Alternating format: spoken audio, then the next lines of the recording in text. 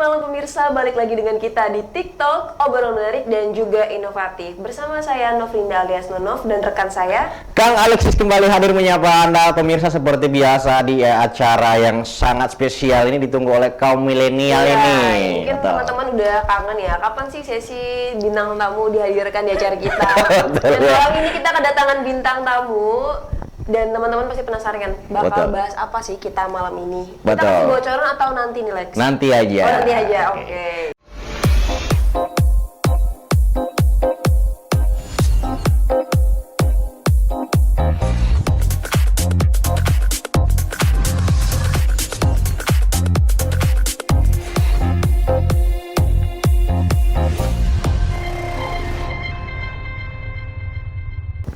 Oke, terima kasih Anda masih bersama kami. Itu lagu pengantar kita pada malam hari ini dari Catherine Peto. Iya, lagu favorit Alex ya. Pokoknya kalau opening lagu itu biasanya Alex yang request. Aku mau lagu ini dong, gitu. Oke, pemirsa mungkin bertanya-tanya ini yang di tengah ini siapa? Iya, dan tema apa sih yang bakal kita bawa malam ini? Tema malam ini itu sebutin langsung ya. Tema malam ini adalah peran pemuda dalam mengawal Pilkada Kalteng 2020. Wow. Iya, ini 2020. Tadi kan kita berbicara pas kamera off. Pilkada mungkin dilaksanakan Desember nanti ya kemungkinan. Dan emang hawa-hawanya antara pro dan kontra tentang Pilkada ini udah terasa dari sekarang gitu. Tapi sebelum itu kita perkenalan dulu nih dari Abang, terus sekarang jabatannya apa gitu. Oke, terima kasih buat Mbak Nonov sama Mas Alek. Mungkin perkenalkan dulu ya. Saya Romondus Romi, kebetulan saat ini menjabat sebagai Komisaris Daerah Regio 8. Ada Kalimantan Tengah, Kalimantan Selatan, Kalimantan Timur, dan Kalimantan Utara. Jadi Komda ini salah satu bagian dari pengurus pusat PMKRI juga yang ada di daerah. Jadi untuk regional yang akan kita urus itu hanya regional di Regional 8, khususnya Regional 8 gitu. Terus kita manggilnya enaknya Bang siapa nih? Bang Romi aja. Bang Romi, oke. Bang Rom. Bang Romi. Biar lebih akrab. Iya. Jangan Bang Mi ya, Bang Romi. Ya, jangan potong-potong Lex, gak enak. Iya, mungkin Alex biasanya suka nih pembahasan yang politik-politik kayak gini. Enggak, sebenarnya enggak suka. Iya banget, kemarin kamu bilang passion kamu, aku kalau gede mau jadi anggota DPR. Itu kan wacana ya. Oh iya, wacana. Okay. Nah, oke, seperti yang kita ketahui pemirsa bahwa Kalimantan Tengah ini lagi ada gempur-gempurnya. Apalagi milenial sekarang itu ya dari yang kubu sebelah dan yang sebelah ini saling adu argumentasi. Iya, karena kayak gitu. Milenial sekarang tuh udah bisa berpikir yang baik. Bagaimana menurut mereka, oh pemimpin yang ini baik nih buat kita, pemimpin ini nggak baik buat kita. Jadi karena mereka, kalau dulu kan mungkin disuruh orang tua kan, udah kamu coblos ini aja gitu kan. Tapi kalau sekarang mereka udah punya hak masing-masing, bisa berpikir masing-masing untuk memilih siapa pemimpin kita nanti. Betul, dan di Kalimantan Tengah itu sendiri pemirsa ya, sangat sekali untuk tahun ini ya, tahun politik tahun ini itu sangat menonjol sekali peran pemuda, kayak gitu. Nah jadi dengan kehadiran bintang tamu kita pada malam hari ini, karena beliau ini masih muda ya. Iya, judulnya aja peran pemuda. Kalau tua peran petua. Oke, kira-kira dari Pak Komda sendiri, bagaimana sih lihat situasi dan kondisi saat ini mengenai atau menjelang Pilkada Kalimantan Tengah itu sendiri, Bang? Dari sudut anak muda. Jadi begini, peran pemuda ini sangat-sangat strategis sekali saat ini. Kita melihat bahwa kemudian pemuda-pemuda di Kalimantan Tengah secara khususnya itu antusiasmenya sangat tinggi. Kita melihat beberapa teman-teman mantan aktivis mahasiswa yang dulunya aktif di kampus pasca kuliah kini sudah bergerak. Artinya kan teman-teman ini sudah melek dalam hal politik. Ada ketertarikan tersendiri dari teman-teman bahwa kita ini harus berpolitik. Kenapa? Karena pemuda ini sebagai orang yang membawa perubahan gitu. Jadi saya sangat meyakini bahwa hari ini teman-teman saya, pemuda-pemuda Kalimantan Tengah yang dulunya adalah aktivis-aktivis pentolan-pentolan kampus juga, ketika mereka terlibat di dalam kaca politik, mereka akan memberikan warna yang baru. warna yang baru dalam artian orang-orang ini adalah orang-orang yang sudah paham bagaimana cara berpolitik di dalam kampus. Jadi sedikit banyak mereka sudah mengetahui mengenai bagaimana cara berpolitik yang baik, yang santun, yang adil dan jujur. Nah, harapan kita dengan terlibatnya teman-teman di sini, mereka ini membawa warna yang baru. Karena politik selama ini kan diidentikan dengan hal-hal yang buruk, hal-hal yang berbau kotor dan sebagainya, tapi tidak seperti itu. Politik itu baik kok. Politik itu adalah sarana bagi kita untuk mencapai suatu tujuan. Karena semua kebijakan yang ada saat ini adalah produk politik. Kita harus sadari itu bahwa hari ini bahkan sistem pendidikan pun digodok di dalam politik, di dalam rapat dewan dan sebagainya, undang-undang dan sebagainya. Jadi kita jangan menjadi anti terhadap politik. Justru dengan hadirnya hari ini pemuda-pemuda, teman-teman aktivis-aktivis yang dulunya aktif bersuara untuk menyuarakan rakyat, tentu mereka punya penilaian sendiri. Kenapa saya harus berdiri di sini? Kenapa saya harus ada di tim ini? Ya, mungkin teman-teman sudah mempunyai pertimbangan itu, dan saya rasa teman-teman mampu membangun narasi-narasi positif untuk membuat suatu kemasan bagaimana menjual calonnya ini supaya mampu mempunyai nilai jual yang sangat tinggi. Nah, jadi dulu kita melihat bahwa memang saat ini masih ada yang namanya black campaign dan sebagainya, tapi minimal mampu meminimalisir hal-hal seperti itu dengan hadirnya teman-teman ini. Jadi saya melihat dan mengamati beberapa bulan terakhir ketika di media sosial ya terlebih khusus ya, jadi kita melihat banyak sekali narasi-narasi yang dibangun oleh teman-teman ini, bagaimana mereka menyampaikan gagasan, bagaimana mereka menyampaikan visi dan misi daripada calon mereka, bagaimana kemudian mereka berargumentasi dengan masyarakat, dengan pihak sebelah untuk meyakinkan bahwa ini loh yang akan kita bawa, ini loh figur yang ingin kita tonjolkan. Artinya kan teman-teman mampu mempertanggungjawabkan hal itu. Nah, ini yang sangat kita harapkan dengan hadirnya teman-teman ini adalah memberikan warna-warna positif, warna-warna yang begitu sangat baik, yang kemudian ini akan menjadi catatan sejarah juga bagi Kalimantan Tengah secara khususnya, karena kalau dulu orang sering melihat dan memandang bahwa politik ini identik dengan orang-orang tua, sekarang saatnya anak-anak muda. Sekarang bahwa pemuda tidak bisa kita pungkiri bahwa mereka sangat-sangat memegang peran yang sangat penting hari ini di dalam kancah perpolitikan di Kalimantan Tengah. Bukan hanya Kalimantan Tengah saya lihat, tapi juga hampir di semua tempat, bahwa ya pemuda itu sangat dilibatkan. Antusiasme dari pemuda itu sangat bagus. Nah, harapan kita dengan hadirnya pemuda itu tadi, mereka mampu membangun kondusivitas yang ada, yang selama ini politik diidentikan dengan buruk, ya minimal dengan hadirnya teman-teman hari ini, ya ini akan menjadi pembuktian, ajang untuk teman-teman membuktikan dirinya di dunia nyata, bukan hanya di dunia kampus, dunia aktivis gitu loh. Tapi ini kita sudah dihadapkan dengan situasi nyata hari ini. Situasi nyata, kita dihadapkan dengan suatu kenyataan bahwa kita harus bergerak, berjuang menjual suatu gagasan. Jadi yang menjadi kampanye oleh teman-teman hari ini saya lihat adalah bagaimana mereka menjual gagasan itu tadi. Tidak dengan membangun narasi-narasi buruk, tidak dengan membangun narasi-narasi yang kemudian menjatuhkan pihak sebelah, tapi memang ya kita harus akui kapasitas muda itu hari ini sangat-sangat mumpuni, sangat-sangat luar biasa. Mahasiswa, pemuda-pemuda Kalimantan Tengah, bukan mahasiswa, karena teman-teman ini rata-rata sudah sudah lulus pasca kuliah, maksudnya pasca menjadi aktivis kampus kemudian terlibat di dalam dunia politik, itu hal yang wajar.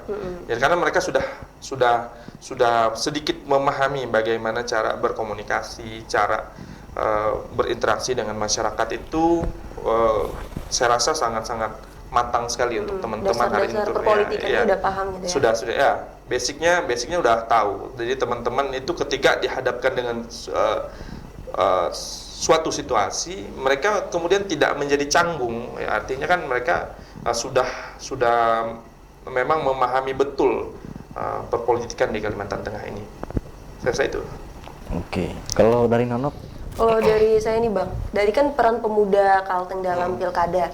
Nah, kegiatan dari peran pemuda ini sendiri yang udah dilaksanakan apa aja sih kalau boleh tahu? Banyak hal sih sebenarnya yang peran pemuda itu yang dapat dilakukan. Salah satunya bagi yang terlibat di politik secara langsung, misalkan yang menjadi relawan, tim sukses dan sebagainya, itu bagaimana mereka memfungsikan dirinya sebagai memfungsikan dirinya sebagai relawan itu dengan menyampaikan hal yang baik. Tapi untuk yang memang non partai atau yang tidak bersentuhan langsung dengan politik praktis, seperti misalkan kami PMKRI, kita ambil contoh PMKRI misalnya. PMKRI secara organisatoris memang kita tidak dibolehkan untuk berpolitik praktis, bahkan untuk karena kita ingin menjaga independensi PMKRI itu sebagai organisasi gerakan yang memang fokus pada kegiatan kaderisasi yang nantinya itu akan mengawal pemerintahan yang akan datang. Tapi bukan berarti kita menutup mata dengan hal-hal yang berbau politik. Artinya kan kita punya pertimbangan sendiri dan punya sikap sendiri dalam hal berpolitik. Jadi tidak kemudian kita menutup mata dan membiarkan hal-hal seperti itu saja. Tapi kita mencari upaya lain, seperti halnya kita bekerja sama dengan penyelenggara pemilu, dalam hal ini pengawas pemilu, KPU dan Bawaslu. Itu kan kita bisa mengambil peran di situ bagi organisasi-organisasi mahasiswa yang masih menjaga independensinya, yang tidak terlibat secara langsung dengan pasangan calon dan sebagainya. Kita bisa mengambil peran, minimal hadirnya teman-teman untuk mendampingi lembaga pemantau pemilu misalkan. Itu kan bisa mahasiswa, misalkan kami PMKRI bekerja sama dengan KPU, Bawaslu turun ke lapangan untuk turut terlibat di lapangan, bagaimana kita untuk mengawasi penyelenggaraan pemilu, bahkan kita bisa terlibat dalam petugas KPPS misalnya di kecamatan dan sebagainya. Ini kan peran-peran yang sangat penting yang bisa kita isi selain kita menjadi relawan tadi, tapi memang ya ada tempat-tempat lain yang bisa kita isi di luar non partai itu sendiri. Karena kalau teman-teman yang sudah tergabung di dalam partai, tentu independensinya akan sangat-sangat berat sekali gitu loh. Meskipun memang kita tahu bahwa teman-teman ini membawa kapasitas yang baik, tapi kan ya idealnya memang harus organisasi-organisasi yang tidak berafiliasi dengan politik sendiri. Kalau berbicara peran, saya rasa hari ini peran-peran mahasiswa ataupun pemuda bisa untuk terlibat bersama lembaga pemantau pemilu dan sebagainya, untuk terlibat secara langsung di lapangan, itu bisa untuk berbicara peran. Ya. Iya benar banget, kegiatan-kegiatan kayak gitu Lex. Kamu pernah nggak jadi panitia ini pemilu? Oh pernah, waktu saya mencalon sebagai benar. Pemirsa jangan kemana-mana dulu, usai jeda pariwara berikut ini kita akan kembali hadir dan berbincang bareng lagi, mengupas secara tuntas pada malam hari ini. Tetap.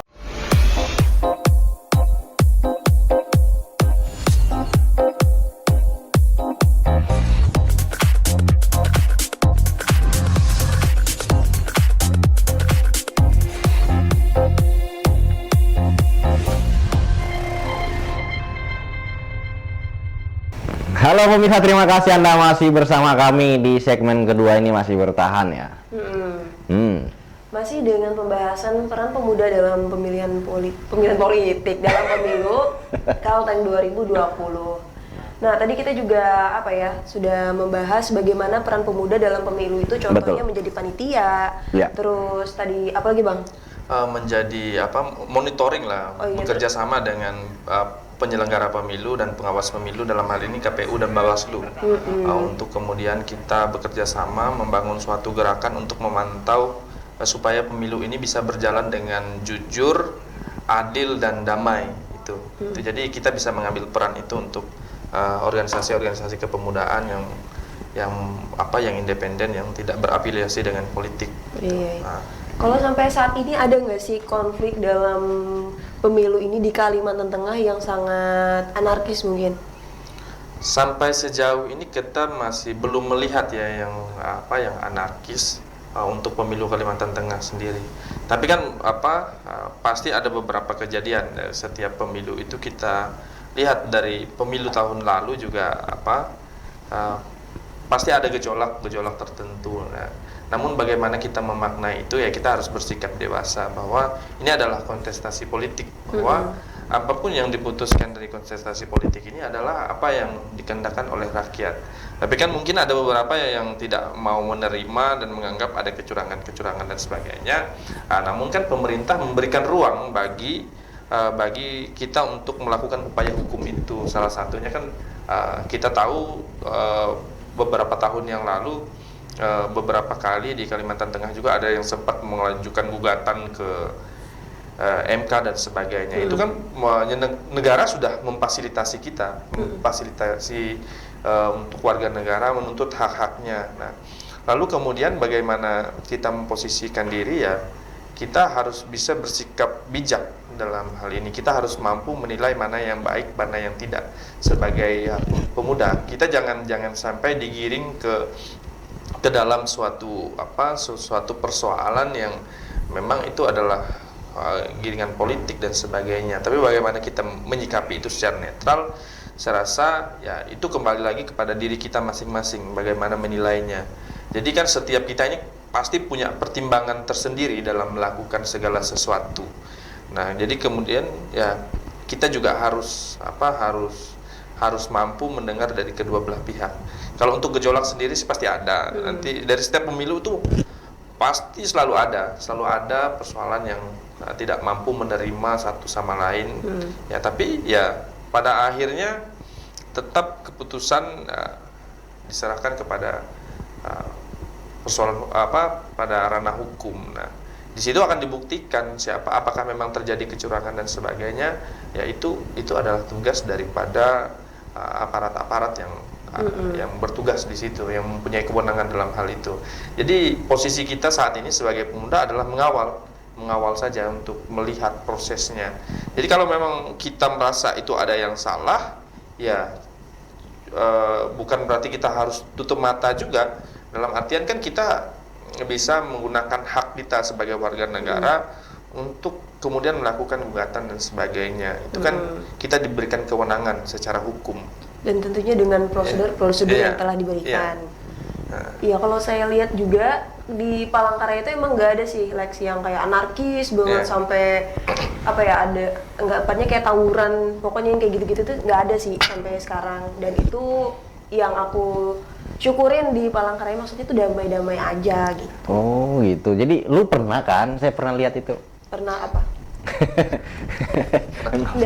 Jadi gini Lex, di dalam undang-undang tuh sudah ada loh, penyebar hoax tuh bisa dipidana. Tapi jangan macam-macam ya, nggak ada ya. Jadi kemudian saya nggak pernah yang begitu ya, mohon maaf. Alex ada mungkin? Enggak. Nggak pernah ya. Oh, nggak juga.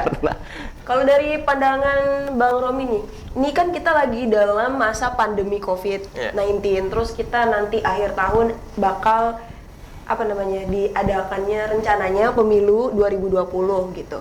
Nah, dari Abang sendiri, pandangan Abang tentang pemilu ini kayak gimana sih? Kan kalau kita tahu nih, pemilu itu kan banyak melibatkan orang. Dari yang panitianya, terus nanti yang mau nyoblos juga ngantri lumayan gitu kan, akhirnya berkumpul dalam satu RT mungkin. Jadi pandangan Abang kayak gimana nih? Ini sebenarnya menjadi dilema juga sih, Mbak. Nah, jadi kita melihat bahwa, saya secara pribadi melihat bahwa pemilu ini terkesan dipaksakan. Kenapa? Ya kita sedang menghadapi yang namanya pandemi COVID-19 dan kita belum tahu sampai kapan pandemi ini akan berakhir. Nah, bagaimana kita, seharusnya kan pemerintah bisa lebih bijak, tapi mungkin pemerintah punya pertimbangannya sendiri kenapa kita harus tetap melaksanakan pemilu. Tapi ya secara pribadi ya kita ikut prihatin juga sebenarnya, jangan sampai dengan dilaksanakan pemilu ini nanti akan berakibat hal-hal yang tidak baik bagi kita ke depan. Siapa tahu kan dengan dilaksanakannya pemilu ini akan menimbulkan klaster baru untuk COVID. Tapi ya selagi itu bisa dibuat suatu regulasi yang menjamin dan yang mengatur atau yang membuat seperti protokol kesehatan misalnya, itu kan bisa-bisa saja sebenarnya. Tapi kembali lagi untuk penyelenggaranya, apakah penyelenggaranya nanti mampu untuk melaksanakan hal itu? Dalam hal ini kan KPU dan Bawaslu sebagainya, apakah mereka mampu untuk kemudian eh, melaksanakan protokol kesehatan sesuai yang dianjurkan oleh pemerintah. Ini menjadi catatan kritis juga bagi kita, bagaimana kita harus bijak juga. Jadi ya, pilkada di tengah pandemi itu sebenarnya sangat tidak mungkin, tapi ya mau tidak mau karena ini memang adalah agenda nasional, agenda dari pemerintah pusat yang memang harus dijalankan berdasarkan undang-undang, ya mau tidak mau ya kita harus mengikuti itu. Tapi itu tadi, kita harus bijak, harus mampu bersikap bijak dengan protokol-protokol kesehatan yang dibuat oleh pemerintah. Saya rasa ya mampu, selagi kita mau tertib, mampu sih terselenggara kalau kita mau sesuai dengan aturan-aturan main yang sudah dibuat oleh pemerintah. Artinya sebagai masyarakat kita harus mempunyai kesadaran untuk kemudian kita turut membantu pemerintah supaya COVID ini tidak menyebar lagi gitu. Ini kan sangat-sangat menyusahkan sekali. Beberapa bulan terakhir ini kan kita sangat merasakan sekali bahwa dampak dari COVID-19 ini, selain lumpuhnya sektor ekonomi kita, bahwa di bidang pendidikan pun kita merasakan betul bagaimana kemudian orang-orang yang saat ini masih melanjutkan studinya menjadi kesulitan. Kenapa? Karena kita belum mampu keluar dari situasi ini. Ini yang harus kita perhatikan. Jadi harapan kita jangan sampai dengan diadakannya pemilu ini, ya ini akan menjadi persoalan baru. Tapi ya harapan kita bahwa pemilu ini akan berjalan dengan baik tanpa adanya hal-hal yang buruk yang akan terjadi nanti. Tapi kita percaya, kita hari ini masih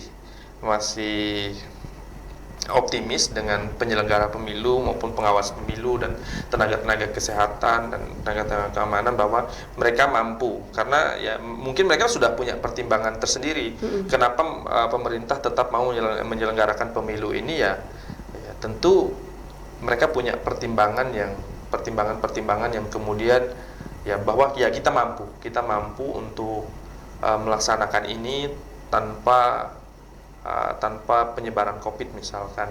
Jadi itu tadi. Jadi mungkin pemerintah mulai sekarang harus mensosialisasikan ini ke daerah-daerah bahwa betul. kita akan melaksanakan pemilu di tengah pandemi ini. Bagaimana kemudian kita membuat suatu regulasi mungkin nanti untuk kemudian pada saat pemilu untuk interaksi langsung seperti sebelumnya itu ya harus kita meminimalisir supaya tidak terjadi hal-hal yang bersifat interaksi yang terlalu intens di antara masyarakat, supaya tidak terjadi penularan dari COVID-19 tadi. Saya rasa itu. Iya, pasti pemerintah udah memiliki strategi khusus kenapa ini bisa tetap dilaksanakan gitu ya. Dan aku tadi setuju banget sama pernyataan Abang, kayak pemerintah mulai dari sekarang tuh udah harus kayak sosialisasi gitu kan ke masyarakat. Sekarang kan sosialisasi nggak mesti ngumpulin banyak orang. Sekarang sudah udah mainannya sosial media. Udah mungkin dilibatkan pihak-pihak yang pihak sih bilangnya seniman yang mungkin pandai bikin video-video gitu untuk mensosialisasikan ke masyarakat. Sekarang kan paling gampang itu share link via WA. Jadi mungkin aja video-video itu yang bisa membantu pemerintah dalam mensosialisasi. Mungkin pemilu ini nanti Bang kayak ada jam-jamnya mungkin ya. Iya, kayak mungkin ada sip-sip tertentu dari pemerintah. Iya, betul. Kita belum tahu bagaimana kemudian pemerintah membuat regulasi ini yang sampai saat ini belum disosialisasikan oleh pemerintah. Apakah memang pemilu ini seperti biasanya turun masyarakat langsung, atau nanti dibuat suatu regulasi yang harus mungkin tidak semua langsung datang atau bergiliran, kan kita belum tahu. Itu teknis daripada penyelenggara. Dari penyelenggara bagaimana aturan main di lapangan, karena ya sampai saat ini kita belum tahu apakah ada kebijakan dari pemerintah ya bagaimana kemudian kita pemilu ini mau dibuat seperti apa ya. Nanti kita akan dengar dari pemerintah. Mungkin dalam waktu dekat ini mereka akan mensosialisasikan. Tapi untuk untuk video-video himbauan tadi dari masyarakat, saya rasa masih kurang efektif juga. Kenapa? karena tidak semua masyarakat di Kalimantan Tengah ini mempunyai akses internet dan akses listrik dan sebagainya. Kita sudah memasuki beberapa wilayah pedalaman ya di Kalimantan Tengah. Saya sendiri beberapa tahun yang lalu bersama dengan teman-teman, kebetulan saya sering gabung juga dengan teman-teman NGO, kemudian kita mengunjungi beberapa wilayah-wilayah terpencil yang ada di Kalimantan Tengah. Di situ jangankan kita berbicara akses internet, akses listrik saja masih kurang, masih ya? belum ada, bukan belum kurang, tapi nggak ada belum ada. Jadi ya ini salah satu upaya yang dapat dilakukan oleh pemerintah kan adalah dengan melakukan komunikasi dengan pemerintah aparat desa untuk memberikan edukasi yang baik kepada masyarakat. Bagaimana kemudian pesan-pesan dari pemerintah itu dapat disampaikan. Jadi kan aparat desa ini kan perpanjangan tangan daripada pemerintah, dari tingkat kecamatan, dari tingkat kabupaten dan sebagainya. Jadi ini kan kalau memang barang ini difungsikan dengan betul dari gubernur dari presiden turun ke gubernur, dari gubernur turun ke bupati, dari bupati turun ke kecamatan, dari kecamatan turun ke desa. Saya rasa itu bukan hal yang mustahil bahwa kemudian kita membuat suatu media kampanye kepada masyarakat daerah. Tidak perlu pemerintah pusat yang turun secara langsung, cukup berikan himbauan dan dana sosialisasi kepada masyarakat untuk kemudian menyampaikan itu kepada masyarakat desanya bahwa ya ini loh bagaimana kita harus menyikapi pilkada di tengah COVID ini misalkan. Itu jadi bagaimana kemudian cara penanggulangan COVID ini supaya tidak terjadi penyebaran dan sebagainya ya melewati sosialisasi yang ada di desa. Karena kalau hanya melewati via sosial media dan sebagainya, saya rasa itu masih kurang efektif. Karena itu tadi tidak semua masyarakat di Kalimantan Tengah ini mempunyai akses yang sama dengan yang lainnya. Jadi ya mohon untuk membuat kebijakan yang lebih bijak kepada masyarakat supaya kebijakan itu mampu dirasakan oleh semua pihak, bukan hanya segelintir orang saja. Mohon maaf, mungkin kita yang di kota, di kecamatan bisa mengakses itu, tapi untuk keluarga-keluarga kita, untuk kerabat-kerabat kita yang ada di hulu-hulu misalkan, ya itu sangat-sangat berbeda penanganannya kepada mereka. Cara menyampaikannya juga berbeda, yaitu tadi memaksimalkan bagaimana memaksimalkan birokrasi pemerintahan dalam hal ini ya. Pemerintah juga harus memahami fungsi mereka gitu loh. Bahwa ya kalau memang ingin membuat suatu kebijakan yang betul-betul bijak yang dapat dirasakan oleh semua elemen masyarakat di bawah. Jadi itu tadi maksimalkan fungsi birokrasi pemerintahan itu. Karena ya kita harus akui dengan betul bahwa itu masih kurang efektif apa yang dilakukan oleh pemerintah saat ini. Gitu. Iya, thank you banget. Tadi ini mungkin ya suara dari teman-teman kita yang di pedalaman mungkin atau di perdesaan gitu kan. Untuk kita yang kaum milenial mungkin tadi kayak aku tadi berbicara kayak gitu kan Bang. Karena kita belum pernah terjun langsung, tapi Abang yang pernah terjun langsung kan akhirnya bisa menyuarakan kalau kita itu jangankan internet gitu kan, tapi listrik aja tuh belum ada. Nah, mungkin nanti pemerintah itu benar-benar udah memulai pemaksimalan birokrasinya itu dari bulan ini, karena ini kan udah bulan September, Oktober, November, udah 3 bulan lagi. Sedangkan untuk nyampe ke masyarakat tuh kan gak mungkin sebentar gitu. Iya. Jadi memang sosialisasinya harus dimulai dari sekarang, jangan menunggu lama-lama lagi, karena kalau kita mengingat waktu yang saat ini hanya sekitar 3 bulan lagi sebelum pasca pemilu kada. Jadi ya bagaimana pemerintah harus mampu memaksimalkan birokrasi pemerintah untuk menyampaikan itu. Ya jadi langkah efektif yang harus dilakukan pemerintah adalah dari sekarang. Kalau ingin menanggulangi supaya hal-hal seperti penyebaran COVID tidak kemudian mewabah di tengah pilkada ini ya. Salah satu upayanya seperti itu. Jadi maksimalkan birokrasi pemerintahan yang ada. Lalu kemudian bisa sinergis dengan baik, kan saya rasa bukan hal yang tidak mungkin bagi pemerintah untuk menyampaikan hal ini. Saya rasa untuk kaum ini juga penting nih, peran-peran pemuda ini juga sangat penting. Bagaimana kemudian pemuda yang tadinya ada di kota yang kuliah itu bisa memberikan edukasi kepada masyarakat bagaimana cara menangani COVID di daerah itu. Karena harus kita akui bahwa hari ini banyak dari pemuda-pemuda daerah yang dari pelosok-pelosok juga berkuliah atau bahkan terlibat langsung di dalam dunia politik saat ini. Nah, ini menjadi peran juga, peran nyata bagi teman-teman untuk mampu mensosialisasikan itu. Kita pun selalu menyampaikan kepada masyarakat minimal warga desa kita.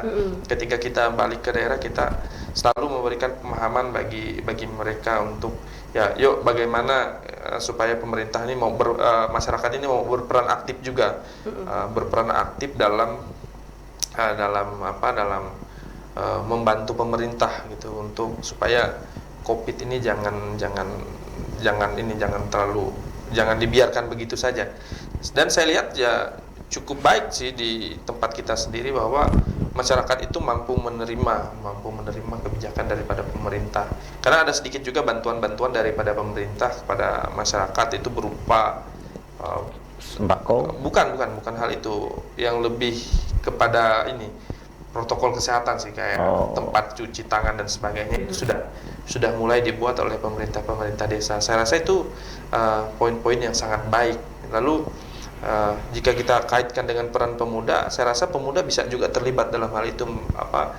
Tinggal bagaimana melakukan kerjasama dengan pemerintah, baik itu pusat ataupun daerah, kabupaten ataupun kecamatan, membuat suatu gerakan bersama. Bagaimana kemudian kita juga ikut terlibat dalam membantu pemerintah untuk mensosialisasikan ini, supaya pilkada ini bisa sukses, bisa terlaksana dengan baik tanpa adanya ketakutan bahwa kita akan terserang COVID atau sebagainya. Saya rasa itu peran penting juga bagi kita pemuda untuk mengkampanyekan itu, mensosialisasikan itu. Jadi jangan sebagai pemuda kita jangan menunggu dulu digerakkan oleh pemerintah, oleh apa, tapi kita harus mempunyai inisiatif juga, harus mempunyai inisiatif dari kita sendiri. Bagaimana kemudian ide itu muncul dari kita, gagasan itu muncul dari kita, lalu kita mampu mengkomunikasikan dengan orang banyak, kan itu suatu nilai yang sangat penting juga, bahwa ya kita tidak sia-sia untuk bersekolah di kota, kemudian menempuh pendidikan di kota, lalu bagaimana kemudian pendidikan kita itu bisa kita implementasikan di dalam masyarakat itu sendiri. Saya rasa peran penting pemuda di situ. Bagaimana kita membantu mensukseskan pemilu itu, kita bisa mengambil peran-peran tadi, peran-peran mampu untuk mensosialisasikan hal-hal yang bersifat positif, mampu kemudian untuk mengambil peran-peran yang seperti saya sampaikan di awal tadi, sebagai pengawas ataupun pemantau, kita menjadi monitoring bagi masyarakat. Lalu kemudian kita, bagi yang memang sudah terlibat di dalam politik itu sendiri, kemudian bagaimana mereka membangun narasi-narasi yang baik itu tadi. Jadi harapan kita pemuda bisa lebih aktif, lebih produktif, jangan reaktif menunggu didorong dulu. Jadi ya memang kita harus proaktif. Saat ini kita memang harus dituntut proaktif, berpikir banyak supaya kita bisa bergerak maju. Jadi kita jangan tunggu digerakkan dulu baru bergerak, tapi harus ada inisiatif. Jadi pemuda ini kan orang-orang yang masih mempunyai semangat juang yang sangat tinggi. Semangatnya. Ya, jadi ya harus betul-betul kita bisa bersinergis dengan berbagai pihak. Jadi seperti itu.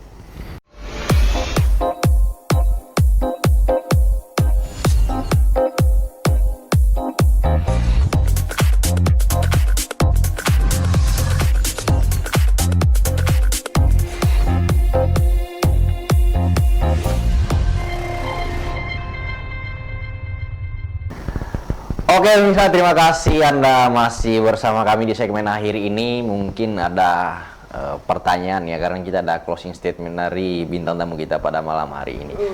Dan teman saya tadi rindu pertanyaan saya, soalnya di segmen kedua tadi saya nggak ada bertanya ya. Oke, dari Bang Romi itu sendiri sebagai pemuda ya, apa harapan Anda mengenai dengan di ambang pintu lagi ya pemilihan pilgub di Kalimantan Tengah sendiri itu, Bang? Apa harapan Anda? Ya, harapan saya sih dengan hadirnya teman-teman ini di pemilu kada kali ini, selain memberikan warna yang berbeda, bahwa kita sangat berharap bahwa pilkada Kalimantan Tengah ini bisa berjalan dengan jujur, adil, dan damai. Lalu kemudian misalkan ada persoalan-persoalan yang di kemudian hari, saya rasa kita harus bisa menyikapinya dengan bijak. Kalaupun nanti ada terjadi pelanggaran pemilu dan sebagainya, kita tidak perlu anarkis, tidak perlu kemudian kita berbuat hal-hal yang menimbulkan gejolak dan perpecahan di Kalimantan Tengah, tapi bagaimana kita mampu menyelesaikan itu secara hukum, bagaimana kita memproses itu secara hukum, karena memang hari ini pemerintah pusat menyediakan ruang itu untuk masyarakat yang sekiranya hak-haknya merasa dilanggar, ada kepentingannya yang dilanggar secara hukum, ya silakan selesaikan itu secara hukum. Tidak kemudian kita menggiring opini publik yang akan membuat perpecahan, konflik dan sebagainya. Karena kita harus akui betul bahwa setiap pemilu itu pasti ada sedikit gejolak, ada sedikit gejolak yang terjadi. Ya itu bagaimana kita memaknai itu, harus tetap bersikap bijak. Kita sebagai pemuda memegang peran yang sangat penting untuk menjaga kondusivitas warga Kalimantan Tengah, tidak kemudian kita ikut terlibat dalam kekeruhan yang terjadi, tapi ya kita ini ajang bagi kita pemuda untuk membuktikan bahwa kita mampu berbuat hal yang berbeda. Jadi pesan saya bagi kita sendiri dan harapan secara pribadi, ya, mari kita junjung tinggi falsafah Huma Betang. Bagaimanapun kita hidup di bumi Tambun Bunga ini, kita harus bisa saling berdampingan satu sama lain. Jadi apapun persoalan yang terjadi, kalau bisa diselesaikan secara musyawarah dan mufakat, kenapa tidak? Daripada kita akan menimbulkan konflik-konflik yang kemudian akan menimbulkan perpecahan. Jadi harapan saya bahwa mari bagi teman-teman yang terlibat, aktivis-aktivis mahasiswa, aktivis-aktivis muda, kita mengambil peran untuk bersikap bijak. Artinya bukan berarti kita tidak punya keberpihakan politik, tapi bagaimana kita berpolitik yang santun, yang baik, yang jujur dan adil. Ya kita buktikan bahwa pemuda adalah penggerak dalam hal ini, bahwa kita menampilkan sesuatu yang berbeda, bahwa yang kita jual adalah kapasitas yang ingin kita jual itu adalah bagaimana kemudian kita mampu memberikan warna yang baik, bahwa kita boleh berjuang, boleh memperjuangkan sesuatu dengan kemampuan yang kita miliki, asalkan kita memperjuangkan itu dengan cara yang benar. Saya rasa hari ini masyarakat Kalimantan Tengah sudah cukup cerdas dalam menilai segala situasi, bahwa kemudian informasi jadi tidak sulit bagi sebagian masyarakat untuk mengakses itu. Saya rasa mata masyarakat Kalimantan Tengah saat ini sudah terbuka dalam hal-hal politik, tidak terlalu kaku seperti dulu lagi. Bagaimana kita melihat antusiasme bukan hanya di kalangan muda, tapi di kalangan masyarakat bawah pun sudah sangat tinggi sekali dalam hal-hal berpolitik. Lalu ya kita bisa mengambil peran yang sangat strategis dalam hal ini. Jadi sebagai pemuda kita memberikan warna yang berbeda, bahwa berpolitiklah yang santun, tanpa membangun narasi-narasi yang buruk, membuat hoax dan sebagainya, kemudian menciderai nilai-nilai demokrasi. Itu saya rasa sangat-sangat tidak dewasa sekali. Jadi ya mari kita buat hal-hal yang berbeda untuk pilkada ini. Ini jadi ajang bagi kita untuk membuktikan siapa diri kita, terkhusus bagi pemuda Kalimantan Tengah, bahwa ya kita ini bukan hanya sekedar pemuda yang baru terjun saat ini, tapi memang kita sudah memahami bagaimana sedikit banyak berpolitik di Kalimantan Tengah ini. Kita sudah sedikit tahu mengenai gambarannya, karena ya bahwa pemuda-pemuda yang saya lihat hari ini aktif berpolitik itu adalah orang-orang yang basically-nya sudah mumpuni, orang-orang yang mempunyai basic berorganisasi yang cukup tuntas dan mengetahui bagaimana yang baik dan yang buruk. Jadi teman-teman sudah mampu memilah antara mana persoalan pribadi, mana kemudian persoalan pemerintahan. Karena ini ini kan momen 1 kali 5 tahun. Jadi kita harus gunakan momen ini dengan baik, dengan betul, dengan bijak. Bagaimana kita mampu memilih pemimpin yang baik, memilih pemimpin yang memahami soal birokrasi pemerintahan itu sangat penting juga. Bahwa kemudian seperti yang kita sampaikan di awal tadi, bahwa pemimpin yang tidak memahami soal birokrasi, bagaimana dia bisa menjalankan suatu pemerintahan yang baik. Nah, contoh saat kita menangani hal-hal yang seperti ini misalkan, kalau itu tidak dilaksanakan birokrasi pemerintahan yang baik, impossible itu bisa disampaikan kepada masyarakat. Nah, ini yang kemudian ayo teman-teman yang bergerak di politik, ayo gaungkan hal-hal ini. Yang kalian jual itu ya buatlah kemasan yang baik, yang kemasan itu bisa dipertanggungjawabkan oleh kemudian hari ketika sudah terpilih. Jangan kemudian kita lupa akan hal-hal yang sudah kita janjikan kepada masyarakat itu. Jadi ya kita harus sebagai masyarakat kita juga harus berani juga menuntut, berani juga dalam hal ini apa yang sudah dijanjikan oleh pemerintah, apa calon-calon melalui visi dan misinya itu memang harus mampu diimplementasikan ketika sudah terpilih nanti. Dan ini yang akan menjadi catatan sejarah bagi kita. Jadi ya kita sangat berharap bukan hanya partisipasi daripada pemuda, daripada masyarakat secara umumnya, tapi dari kita semua, dari semua elemen masyarakat Kalimantan Tengah harus mampu mengkampanyekan sesuatu hal yang baik, berpolitik secara baik, secara santun. Karena kita harus meyakini berpolitik dengan cara yang santun itu kita akan menuai hasil yang baik juga. Nah, beda halnya kalau kita berpolitik dengan cara yang kotor, hasilnya pun ya tidak akan maksimal dengan baik gitu loh. Jadi mari kita tunjukkan kepada masyarakat luas, kepada orang di luar Kalimantan Tengah bahwa hari ini pemuda Kalimantan Tengah itu sudah pada level yang bukan main lagi untuk pemudanya dalam berpolitik, tapi memang sudah matang. Jadi ya saat ini kita harus buktikan momen ini dengan baik, dan kemudian kita membangun narasi-narasi yang tidak berkenan gitu. Jadi harapan kita, ayo berpolitik dengan santun, itu aja pesannya. Oke, jadi menurut Anda seberapa pengaruhnya pemuda di Kalimantan Tengah dalam kontesta politik di Kalimantan Tengah tahun 2020-2024 ini, Pak? Oh, kalau ditanya soal itu sangat-sangat berpengaruh sekali, karena harus kita akui bahwa 80% dari, bukan 80 ya, tapi ya segitu 70-80% yang terlibat saat ini di dalam perpolitikan Kalimantan Tengah itu ya diisi oleh kaum muda. Kita bisa lihat sendiri di media sosial, di media berita, media sebagainya, bahwa deklarasi kaum muda itu sangat-sangat tinggi sekali. Milenial itu yang kita sebut sebagai kaum milenial, bahwa antusiasme mereka untuk berpolitik itu sangat-sangat mempengaruhi. Jadi ya kalau berbicara soal pengaruh daripada peran pemuda untuk politik Kalimantan Tengah saat ini untuk tahun 2020 itu sangat tinggi.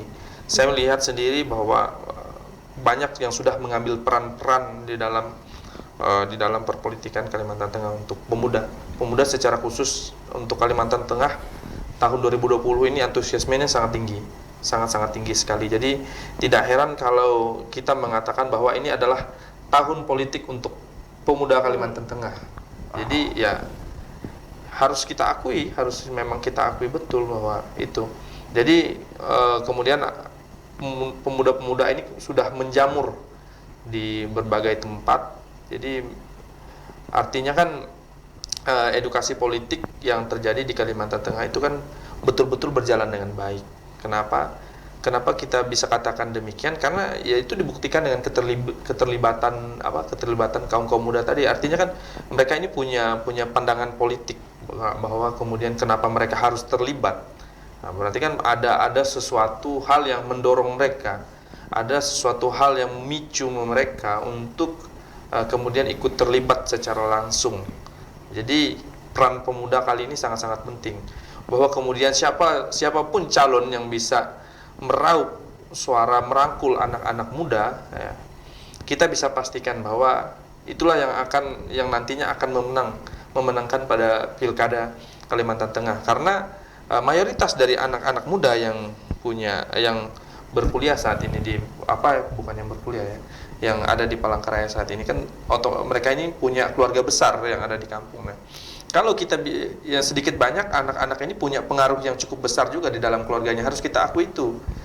Harus kita akui bahwa pengaruh anak muda itu pengaruh. Misalkan saya pulang ke kampung, saya membawa satu calon kepada keluarga saya, minimal keluarga saya mampu mendengar apa yang saya sampaikan. Jadi ya dengan membawa satu anak muda itu sudah sangat mempengaruhi tadi. Apalagi kalau bisa meraup. Karena orang tua harus kita akui bahwa kalau dulu berpolitik itu kita menunggu arahan dari orang tua. Betul. Nah, menunggu bahwa kemudian orang tua, ayo udah kita pilih ini. Tapi situasi sekarang sudah tidak seperti itu lagi. Situasinya sudah terbalik. Iya, betul, terbalik. Anak muda yang mempengaruhi orang tuanya bahwa kemudian ayo kita pilih yang ini karena saya punya pandangan seperti ini. Bagaimana kemampuan kita meyakinkan keluarga besar kita, orang tua kita yang terlebih ini orang tua kita. Jadi kalau ditanya peran pemuda saat ini sangat-sangat luar biasa. Bahwa kemudian siapapun calon yang mampu merangkul 80% atau 70% lah suara kaum pemuda, kaum milenial, bisa dipastikan bahwa itu akan menjadi akan mempengaruhi sangat besar untuk suara. Karena milenial anak-anak muda ini pasti punya keluarga. Jadi kalaupun kita hanya memanfaatkan jaringan keluarga ini kan sangat-sangat berpengaruh sekali ketimbang kita hanya mendengar dari pendapat orang lain. Bahwa kemudian orang lain, ayo kita pilih ini. Berbeda rasanya kalau memang keluarga kita sendiri yang menyampaikan, atau anak misalkan. Anak kepada orang tuanya, berapa mereka dalam keluarga itu kan sangat mempengaruhi sekali. Sangat-sangat mempengaruhi dalam politik. Jadi hari ini seperti yang saya bilang, siapapun yang bisa merangkul banyak kaum muda, ya bisa dipastikan dialah yang akan menjadi pemenang dalam Pilkada Kalimantan Tengah untuk tahun 2020 ini. Ini juga mungkin bukti nyata dari ucapan dari Bung Karno nih, Lex. Apa katanya? Aku 10 pemuda, ya kan? Karena aku bakal mengguncangkan dunia. Dan itu kayaknya sekarang tuh kerasa banget. Tadi yang dicontohkan sama Bang Romi itu baru satu. Satu pemuda biasanya ambilnya satu keluarga tuh anggotanya 4. Udah 5 tuh. Untuk satu calon. Apalagi kalau tadi pemimpin tersebut atau calon tersebut menggait pemuda itu dalam jumlah yang banyak. Wah, ini udah fix nih. Iya, itu bagaimana kemudian dia merangkul itu saja. Karena caranya. Kita melihat betul ini bukan hanya pandangan pribadi tapi pandangan dari beberapa teman yang memang kita lihat bahwa pengaruh pemuda itu sangat-sangat tinggi. Betul. Jadi kalau dibilang bahwa pemuda adalah pemenang pada Pilkada Kalteng untuk tahun ini, ya saya rasa itu bukan hal yang mustahil untuk kita kemudian mengklaim itu, bahwa kekuatan anak muda ini bukan main sekali. Karena cara mereka menyampaikan itu ya agak berbeda dengan cara-cara orang tua untuk menyampaikan. Cara pendekatannya itu lebih baik daripada ini.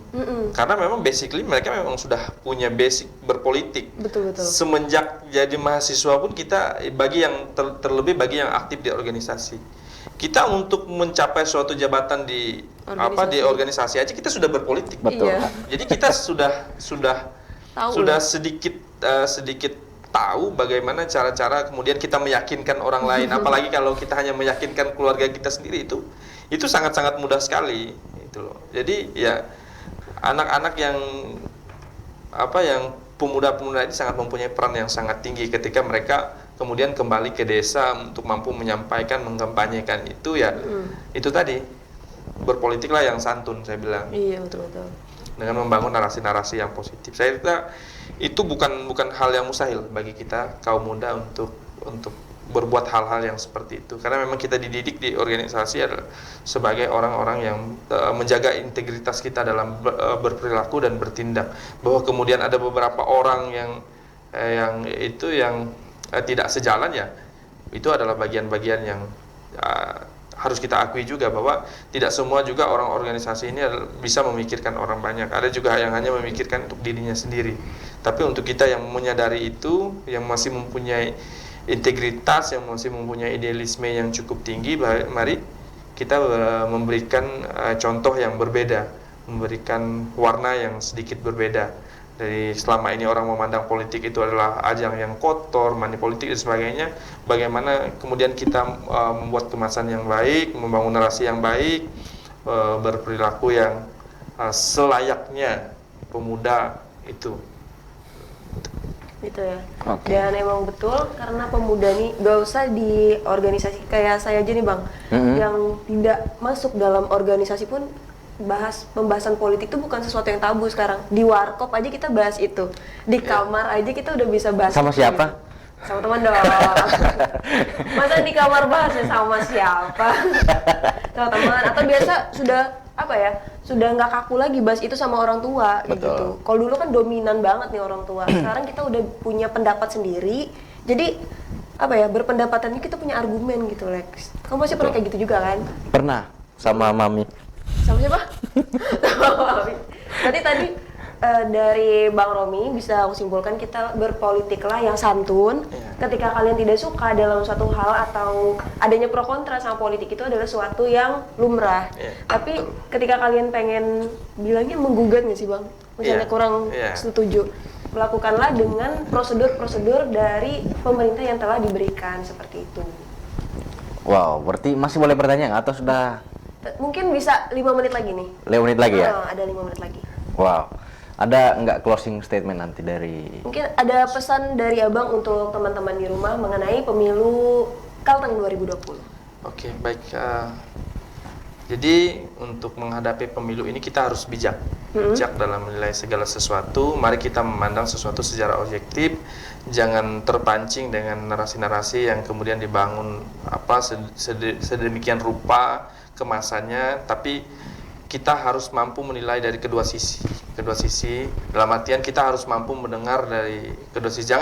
Jangan menerima informasi hanya dari sebelah pihak karena belum tentu itu adalah hal yang benar. Betul. Jadi kita harus bijak sebagai kaum muda, sebagai masyarakat Kalimantan Tengah. Kita menghadapi yang namanya pilkada pada tahun 2020 ini, kita harus bisa menunjukkan, jadikan Kalimantan Tengah sebagai contoh yang baik bagaimana cara berpolitik yang baik, yang sesuai dengan etika, sesuai dengan aturan-aturan main yang betul-betul nyata, sesuai dengan regulasi yang ada. Jadi mari kita tunjukkan kepada masyarakat di luar bahwa hari ini masyarakat Kalimantan Tengah itu sudah cerdas, sudah pada tahapan yang kita tidak lagi berbicara soal politik yang buruk, tapi bagaimana kita memberikan edukasi politik yang baik. Jadi kan Palangkaraya, Kalimantan Tengah sebagai contoh nyata berpolitik yang baik. Jadi itu tadi pesan saya, mari kita berpolitik yang santun, yang baik, yang jujur, yang adil. Karena berpolitik yang baik, yang jujur, yang adil itu akan menuai hasil yang baik juga. Jadi apapun kemasan yang dibuat dengan niat-niat yang buruk, itu pada akhirnya akan membuat kita menjadi buruk juga. Jadi mari kita berpolitik yang santun, yang baik. Oke. Nah itu tadi penjelasan atau pandangan dari sudut pandang pemuda yang diwakilkan oleh Bang Romi ya. Nah thank you banget nih Bang untuk informasinya, untuk ilmunya selama 1,5 jam tadi. Betul. Semoga buat teman-teman di rumah ini menjadi informasi yang sangat bermanfaat untuk OTW Pemilu 2020 nanti yang insya Allah diadakan bulan Desember, seperti itu. Betul sekali. Sekali lagi Bang, terima kasih sudah menyempatkan diri berbagi kisah atau cerita atau pandangannya mengenai pilkada tahun 2020 di Kalimantan Tengah itu sendiri. Kemarin itu saya telepon. Beliaunya kan tinggal di Jakarta, Nop. Bang, bisa nggak menyempatkan diri untuk masuk di Jurnal TV? Nah, jadi menyempatkan diri. Ngeri ya Kang Alexis ya? Iya, jauh ya tamu kita. Jauh-jauh datang dari Jakarta hanya mau menyempatkan untuk menyampaikan ini ya. Pemirsa, mohon maaf jika ada salah kata yang kurang berkenan dari awal hingga akhir acara ini. Semoga apa yang Abang sampaikan, Bang Romi sampaikan itu akan bermanfaat bagi kita semua, seperti itu. Dan tetaplah berpolitik yang santun, kata Bang Romi ya. Terima kasih ya Bang ya, sampai jumpa di lain waktu. Dan pemirsa, selamat beristirahat pada malam hari ini. Semoga mimpi indah yang jomblo mimpikan dia dalam mimpimu sampai ketemu di dunia nyata. Sampai jumpa besok malam pemirsa ya, mewakili kerabat kerja yang bertugas pada malam hari ini. Saya Kang Alexis. Dan saya Novrinda alias Nonop, pamit undur diri di hadapan kalian semua. Jurnal TV, begitu. One Dan City, One TV. TV. Bye-bye.